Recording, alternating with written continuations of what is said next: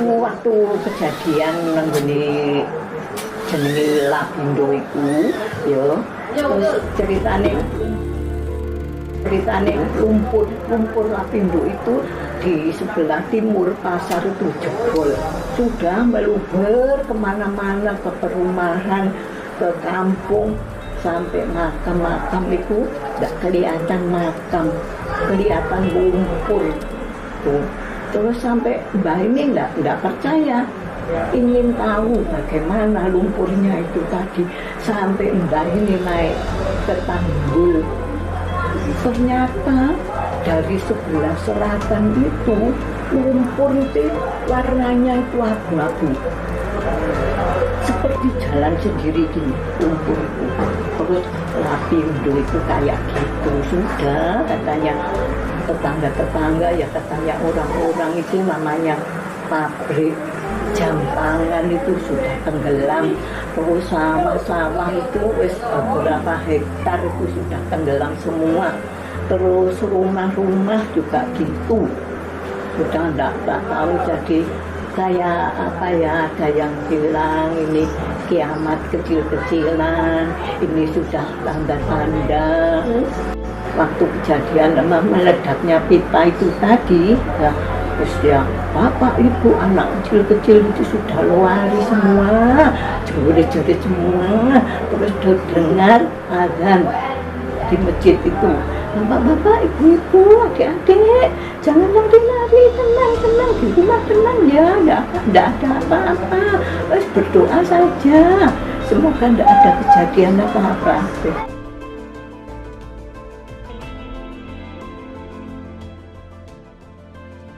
Jadi setelah luapan lumpur Lapindo menenggelamkan perumtas perumahan Tanggulangan Sejahtera, maka terjadilah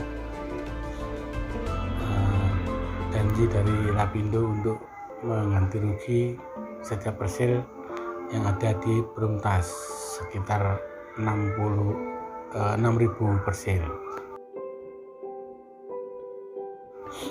Proses penggantian itu ada dua pilihan.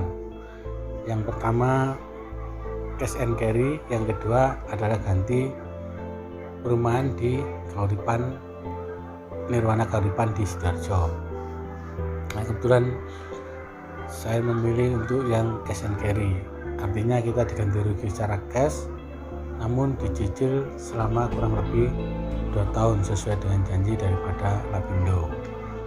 Nah, sebelum kita mengajukan klaim ganti ruginya, maka kita harus mempersiapkan dulu dokumen-dokumennya, misalkan dokumen kepemilikan berupa SHM, kemudian fotokopi KTP suami istri, KSK, dan surat keterangan dari kelurahan setempat. Setelah kita menyerahkan berkas itu, karena sertifikat yang aslinya masih di bank, sehingga kita harus meminta ke bank untuk memberikan fotokopi yang sudah dilegalisir. Setelah berkas itu dikumpulkan kepada tim daripada Lapindo atau RT/RW yang pada waktu itu membentuk semacam paguyuban, ya mereka yang akan mengurusi proses ganti rugi tersebut. Tapi kenyataannya ganti rugi itu tidak semudah yang kita bayangkan sesuai dengan janji Lapindo.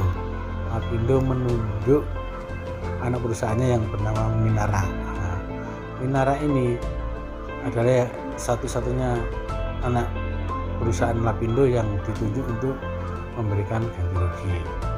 Untuk ganti rugi yang termin pertama, setelah adanya verifikasi yang berjalan begitu alot dan perundingan-perundingan yang juga akhirnya mengirimkan utusan, kalau tidak salah waktu itu kurang lebih 10 orang dari perwakilan kelompok yang memilih cash and carry untuk berangkat ke Jakarta untuk menemui pimpinan Lapindo di Jakarta. Akhirnya dicapailah suatu kesepakatan bahwa akan diberikan beberapa termin dan dicicil.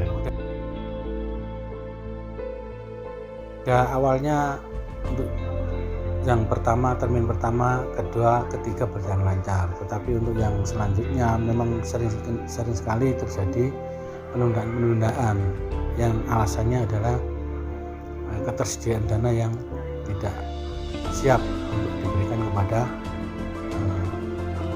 korban terdampak. Akhirnya beberapa kali kita mengadakan demo di kantor Minara di Mejeng Sungkono, sehingga setelah demo baru ada janji untuk transfer, waktu itu kalau nggak salah di Bank BRI. Begitu seterusnya sampai pada akhirnya setiap pencairan yang tertunda selalu ada demo. Tapi alhamdulillah setelah kita jalani kurang lebih 2 tahun, akhirnya lunas sesuai dengan besar klaim yang kita sampaikan. Kalau tidak salah waktu itu sekitar 150 juta kurang lebih seperti itu proses pencairan dari korban lumpur lapindo, terutama yang di Tanggulangin Sejahtera. Terima kasih.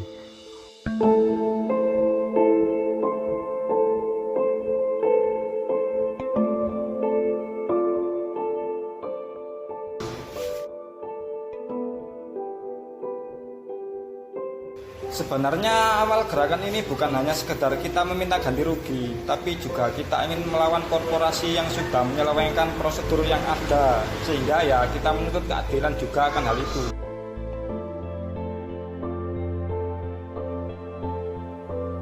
Sudah banyak ajuan tuntutan sama kasasi, sudah sampai Mahkamah Agung, hasilnya juga sama, korporasi tidak dinyatakan bersalah. Dari tuntutan juga banyak, ganti rugi rumah, tanah, lahan tani, terus dari pengusaha-pengusaha juga banyak macamnya. Cuma dari dulu sulit melobi pemerintah sama korporasi karena mereka cuma sanggup buat ngangsur setiap tahun. Belum lagi 2017, pusat bilang nggak sanggup, 2019-nya si Lapindonya bilang nggak sanggup juga. Akhirnya yang belum sampai sekarang jadi khawatir.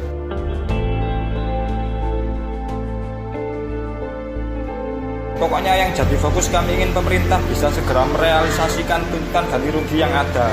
Kemarin juga sempat Pemkab Sidoarjo minta bantuan pusat buat ajuan rehabilitasi korong sama lampiran tuntutan masyarakat.